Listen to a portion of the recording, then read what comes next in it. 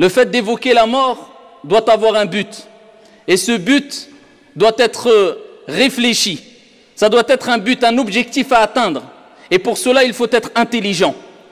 C'est la préparation. La préparation à rencontrer cette certitude.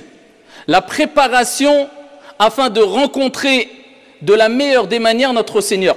Cette préparation qui nous permettra de goûter à la mort, non seulement de goûter à la mort, mais de ressentir un goût non amer, mais sucré. Car on devra goûter à cette certitude. Et c'est pour ça qu'Allah subhanahu wa ta'ala dit dans le Coran « Kullu nafsin dha'iqatul maut » Et il n'a pas dit notre Seigneur « chaque âme mourra ». Mais il a dit « chaque âme goûtera à la mort ». Car ton âme est quelque part éternelle. Ton âme continuera son chemin. Ton âme continuera son voyage après la mort. C'est-à-dire qu'elle ne mourra pas. Cette âme qui t'accompagne de jour comme de nuit. Même lorsque tu dors, même lorsque tu es insouciant, même lorsqu'elle ne te lâche pas. Eh bien, elle lâchera ton corps. Elle quittera ton corps au moment de la mort. Elle goûtera à la mort. Donc on goûtera tous à la mort. C'est une certitude qui met tout le monde d'accord. Et ce qui nous importe de savoir, c'est est-ce que ce goût sera amer ou sucré? Et on implore Allah Azza wa Jal de faire de notre mort à toutes et à tous un goût sucré. Et qu'il fasse de cette mort un apaisement et une sérénité éternelle auprès de lui subhanahu wa ta'ala. C'est le but.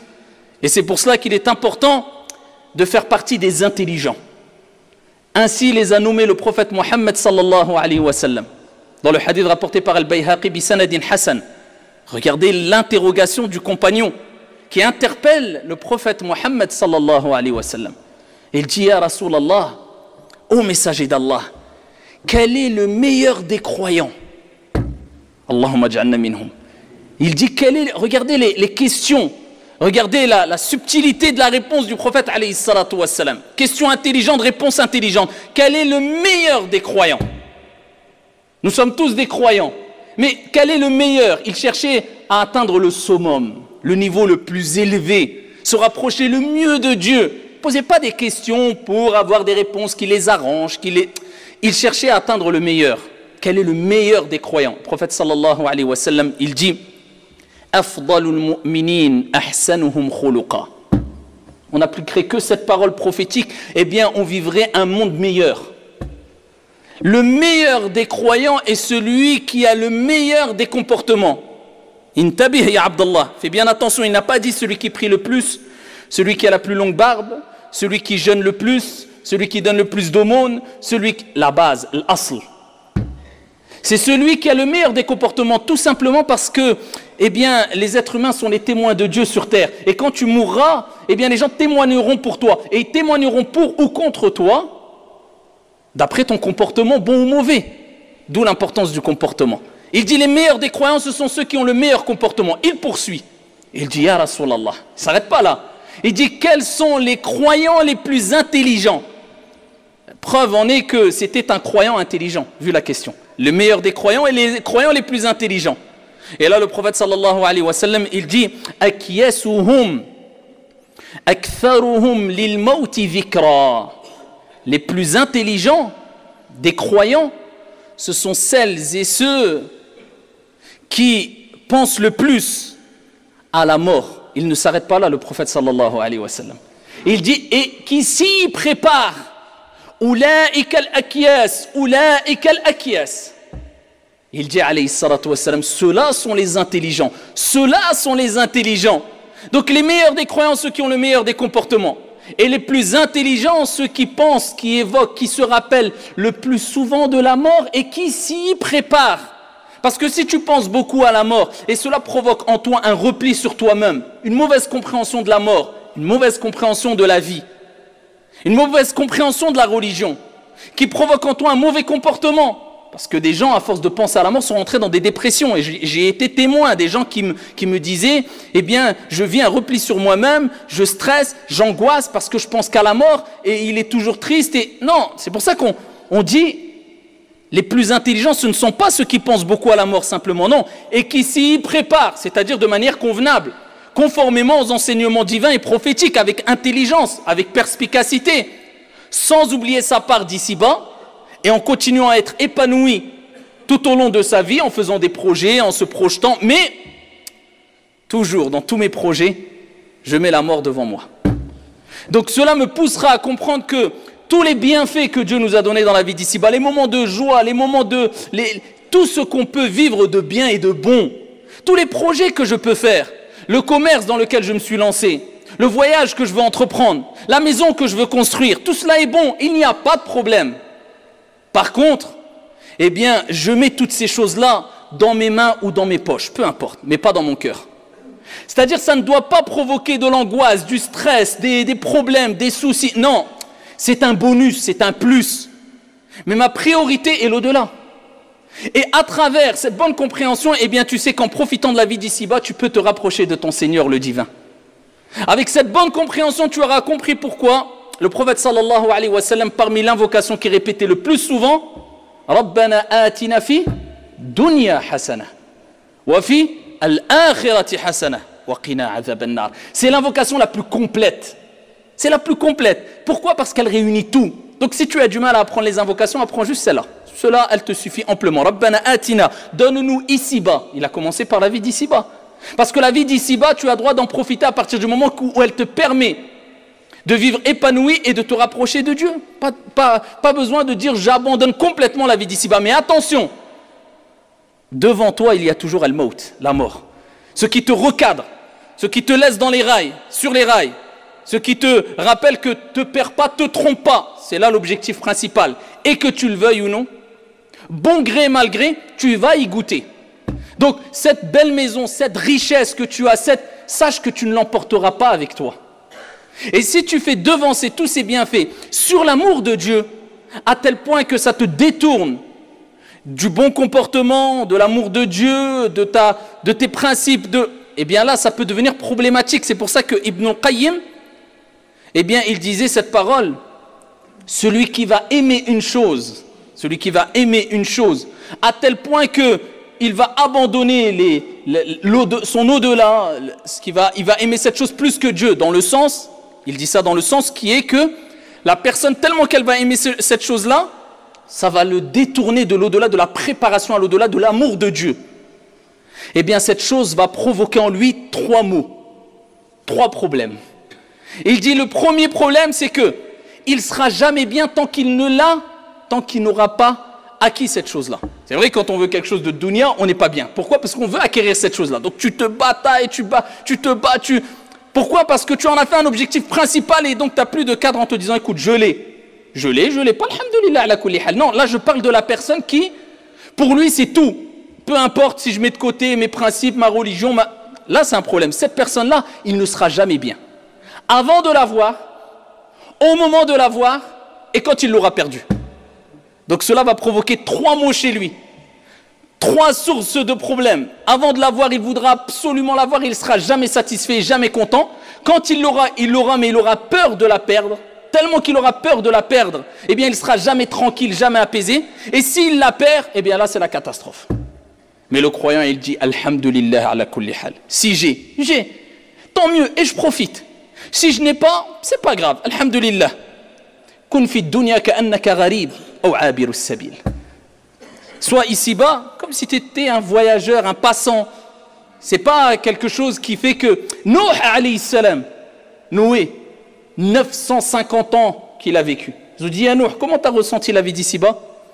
Il dit comme si j'avais ouvert la porte d'une maison, je suis rentré dans cette maison, je me suis assis quelques instants. Quand quelquefois tu rentres chez toi, tu restes quelques instants, tu ressors. Il dit aussitôt je ressors par une autre porte. 950 ans. Il a ressenti ad-dunya, la vie, 950 ans comme cela. Combien de temps il nous reste à vivre ici? Allez, si on meurt de vieillesse, sinon peut-être 5 minutes, on ne sait pas. Donc, avoir dans l'esprit toujours que, voilà, cette vie d'ici-bas, c'est un bienfait de Dieu. Je profite pour avoir un bon comportement, laisser des bonnes traces derrière moi, que les gens parlant bien de moi, je ne salis pas mon image, l'image de ma religion, l'image de mes convictions, je fais du bien autour de moi. Mais par contre, je sais très bien qu'à un moment ou un autre, je devrais quitter cette vie d'ici-bas. Donc, je ne suis là que de passage. C'est avec ça qu'il faut vivre. Et c'est pour ça que le prophète a dit « Ulaika al-akiyas » Voilà l'intelligence. Donc celui qui, regardez comment on réagit quand on veut préparer notre retraite. On est toujours, voilà, oui, mais si je ne travaille pas assez, j'aurai pas ma retraite. Si je n'ai pas accumulé 30 ans de travail, 40 ans, j'aurai... Pour une retraite qui, quand tu arrives à la retraite, tu es presque mort. Et ta retraite éternelle, ya Abdallah, tu n'y penses pas? Et tu es intelligent? Où sommes-nous bêtes? Et je parle pour moi le premier. Vous comprenez pourquoi le prophète a dit, ceux-là sont les intelligents qui investissent pour le delà. Je sais qu'en faisant du bien et en laissant quelque chose derrière moi dont les gens vont profiter à travers la bonne chose que j'ai laissée, une aumône, un puits ou je ne sais quoi, une belle parole, un bon comportement, eh bien je sais que c'est un investissement éternel pour moi dans l'au-delà. C'est comme ça qu'il faut réagir. Investis pour ta retraite, investis pour ta vie d'ici-bas, mais n'oublie pas ta part de l'au-delà. Subhanallah, pour ce long voyage éternel, qu'est-ce que tu investis? Te poses-tu la question? Est-ce que je me suis préparé? Est-ce que j'ai investi? Qu'est-ce que j'ai investi concrètement? J'ai laissé des parts dans des investissements qui vont me rapporter énorme dans l'au-delà, ou j'ai investi que dans des parts pour gagner des choses ici-bas qui sont éphémères. Kullu man alayha fan, comme Dieu a dit, tout ce qui est sur la surface de la terre est voué éphémérité. Vis le jour le jour. C'est pour ça qu'on dit aux gens, projette-toi mais apprends à vivre le jour le jour.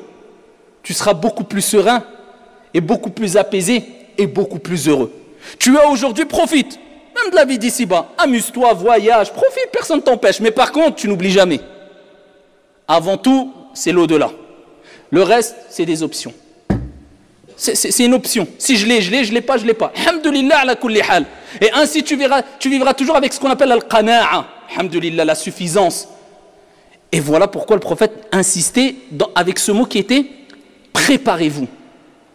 Un jour, le prophète sallallahu alayhi wa sallam, kama fi sahih, il était avec Sahaba, posté au pied d'une tombe, une personne était enterré là, le prophète se baisse et il se met à pleurer, et à pleurer, et à pleurer, alayhi salatu wassalam, jusqu'à ce qu'il a mouillé sa barbe et il a mouillé la terre qui était sous ses pieds, alayhi salatu wassalam. Et il dit, limithli hadha fa'a'iddu, limithli hadha fa'a'iddu. C'est pour cela qu'il faut vous préparer. C'est pour cela qu'il faut vous préparer. Ils ont interrogé Uthman ibn Affan. Ils ont dit, ya Uthman, même quand on évoque l'enfer, quand on évoque l'au-delà, on ne te voit pas ressentir autant de tristesse, de peur, de crainte. Tu ne pleures pas, comme quand on te voit pleurer quand tu es dans un cimetière. Pourquoi? Il dit, car c'est la première des demeures parmi les demeures de l'au-delà. Al-Qabr, la tombe. Il méditait, il disait, c'est la première étape de l'au-delà. La tombe, c'est une vie, c'est un monde, c'est le barzakh.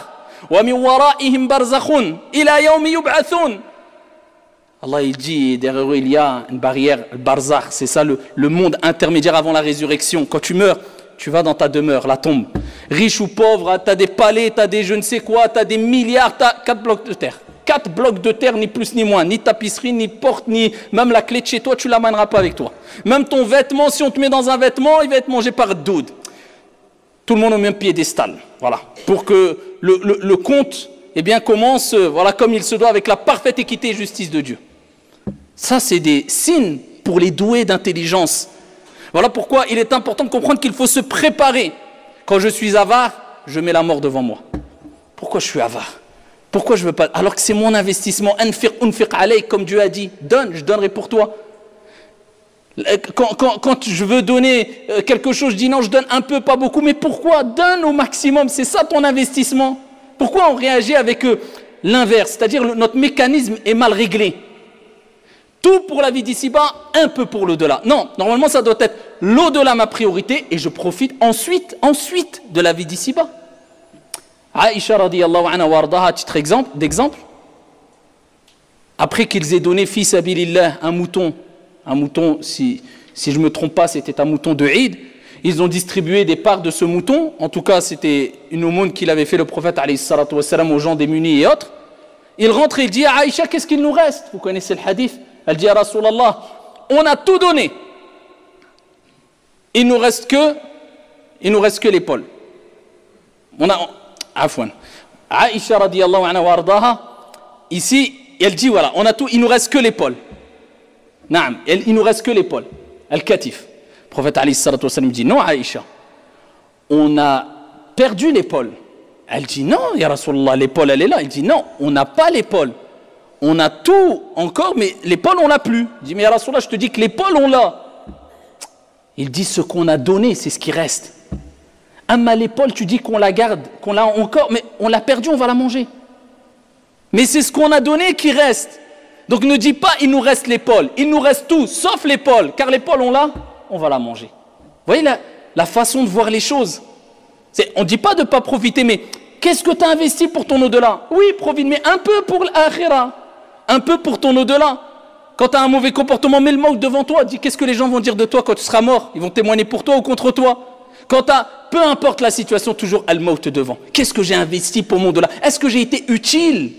Est-ce que j'ai été bénéfique pour les gens, pour les autres, pour moi, pour ma famille, ou est-ce que j'ai rien fait que perdre mon temps quelquefois en regardant des heures et des heures le net et des pages Facebook et je ne sais quoi, et j'ai eu du mal à ouvrir ne serait-ce qu'une page du Coran par jour, alors que le Coran va venir intercéder en ta faveur pour toi dans ta tombe, alors que Allah va dire récite et monte comme tu lisais ici-bas, alors qu'une lettre du Coran c'est 10 hasanat, c'est des milliers de hasanat quand tu lis une page ou 2 pages du Coran.